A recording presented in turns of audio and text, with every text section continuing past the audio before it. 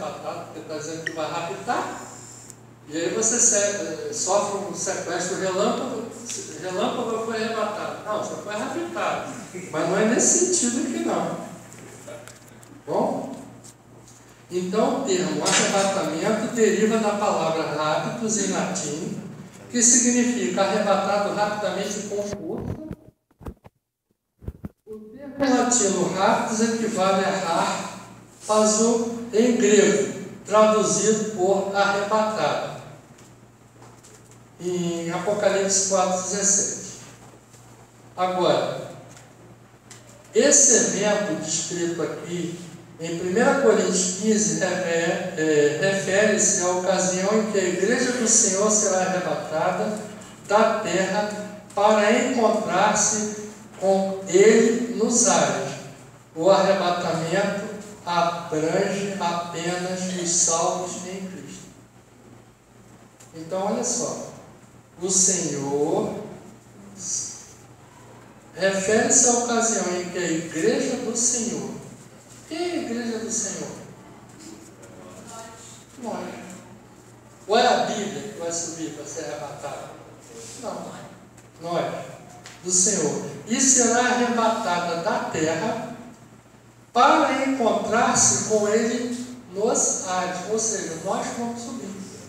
Não é Ele que desce para depois subir para a gente, não. A gente que sobe para encontrar com Ele nos ares. E o arrebatamento abrange apenas os salvos em Cristo. Aqui está falando de salvo em Maomé, Buda, Sócrates, Platão. Não. O próximo, por favor. Então, aqui, nessas fases do arrebatamento, eu procurei colocar em sequência para a gente não perder o fio da meada. Como é que acontece isso daí? Primeiro, a primeira fase. Instantes antes do arrebatamento, ao descer Cristo do céu para buscar sua igreja, ocorrerá a ressurreição dos que morreram em Cristo. Isso está em Apocalipse 4,16. Não se trata da mesma ressurreição referida em Apocalipse 24. Depois você vai estar na apostila bem separadinho. O qual somente ocorrerá depois de Cristo e Cristo voltar à terra, julgar os ímpios e prender Satanás, que está em Apocalipse 19:11, 23 também. A ressurreição de Apocalipse 20, versículo 4, tem a ver com os mártires da tribulação e possivelmente com os santos do Antigo Testamento. Depois é só olhar Apocalipse 20, no versículo 6. Eu vou repetir porque ficou um pouco confuso. Instantes antes do arrebatamento, ao descer Cristo do céu para buscar a sua igreja, ocorrerá a ressurreição dos que morreram nele, dos que morreram em Cristo.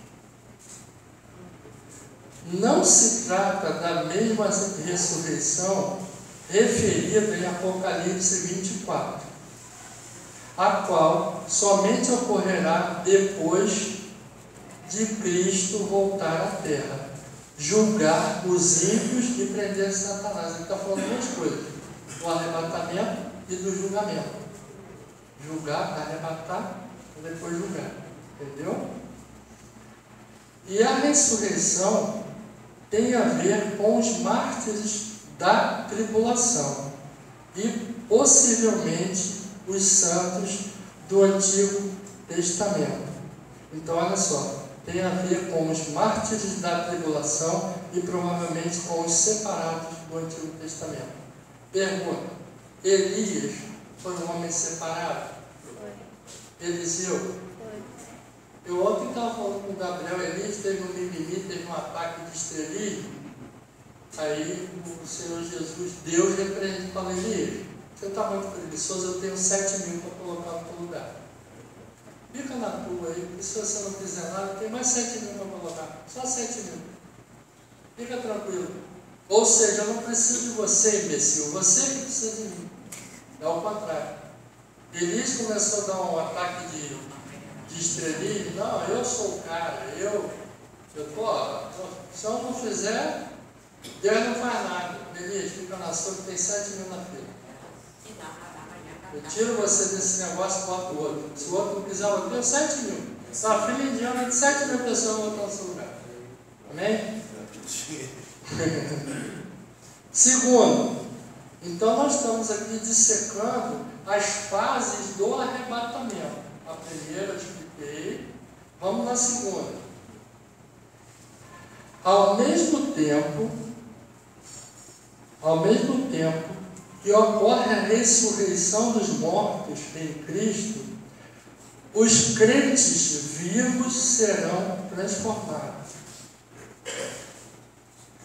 Seus corpos se revestirão de imortalidade.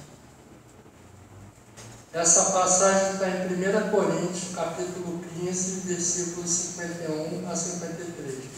Isso acontecerá num instante, num abrir e fechar de olhos, ou abrir e piscar de olhos. Repetindo, só para a gente entender esse contexto aqui. Ao mesmo tempo que ocorre, olha só, ao mesmo tempo, não é depois não, ao mesmo tempo. Então, olha só, no arrebatamento, quando os que morreram em Cristo vão ressuscitar para subir com eles ao mesmo tempo, que é o número 2, ocorre a ressurreição dos mortos em Cristo, e os crentes vivos, olha só, eu estou falando de nós, os crentes vivos serão transformados. Seus corpos se revestirão de imortalidade.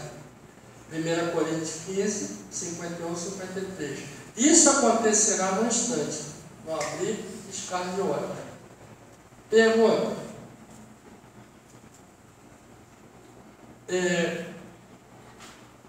Os crentes vivos serão transformados.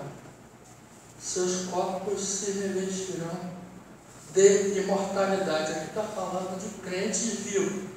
Serão todos os crentes que vão ser revestidos disso daí? Não.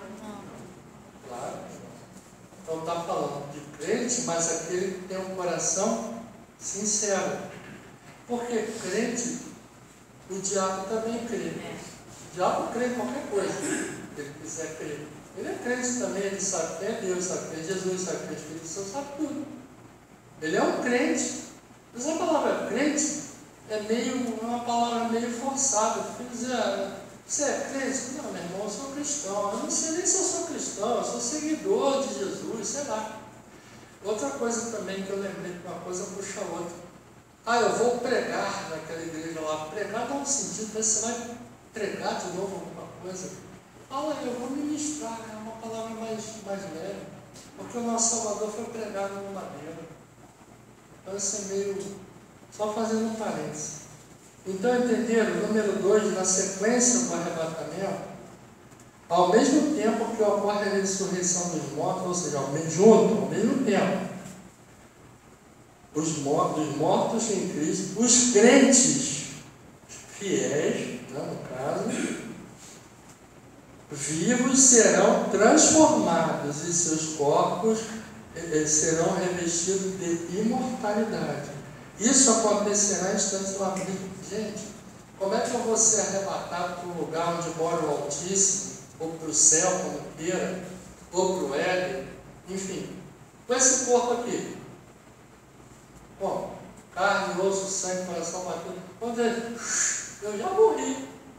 Tem que ele primeiro ser transformado para poder ser assunto aos céus. Peraí, Jesus foi assunto aos céus do jeitinho que ele estava aqui? Não, ele o quê? Morreu, ressuscitou, tudo bem. Tanto que quem que não reconheceu Jesus depois que ele ressuscitou? Porque ele falou que ainda não tinha voltado para o Pai. Então o corpo dele estava modificado, estava transformado, não é que é outra pessoa.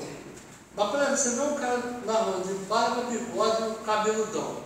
Aí ele vai no barbeiro, corta o cabelo, tira a barba e o bigode, você passa por ele, não conhece. Aí ele é fulano. eu. Eu quem, meu irmão? Fulano, Joaquim, que Joaquim? Joaquim, barbudo, cabelo. É o mesmo. Então você tem que ter o discernimento, porque houve uma transformação. Quando o nosso Salvador morre e ressuscita, ele também é transformado. Existe uma transformação dele. Tanto que aquele apóstolo que duvidava de tudo, quem é que duvidava de tudo? Tomé. Eu quero colocar o dedo na ferida, está cheio de Tomé. Não digo aqui, por aí está cheio de Tomé. Tem que crer, tem que ver para crer, esses Tomés aí da Bíblia. E o Evangelho do Reino não é assim, é por fé. A gente crê para depois ver. É o contrário, fala. Esse arrebatamento aí é o mesmo daquele que foi lá em Tessalonicenses? Isso, exato. É o mesmo? É o mesmo. Porque aqui, né, você falando, esse aí está falando que é uma bem fechada de olhos. Então, se é uma bem fechada de olhos, é uma coisa mesmo.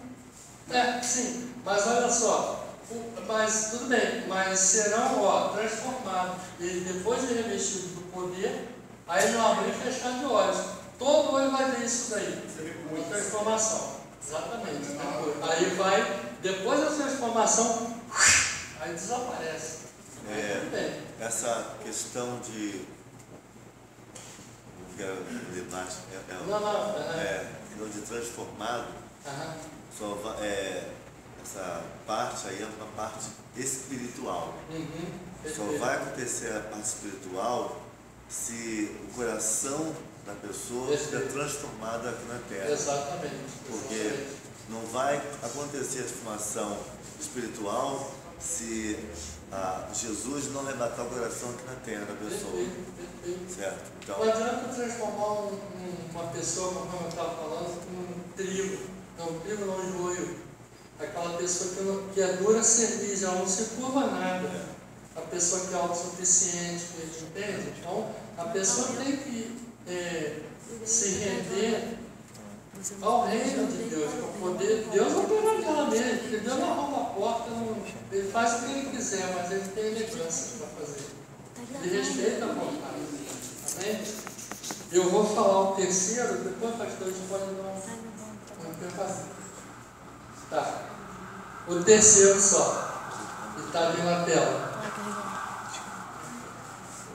Tanto os crentes ressurretos, como os que acabaram de ser transformados, serão arrebatados juntamente para encontrar-se com Cristo nos ares, ou seja, na atmosfera entre a terra e o céu.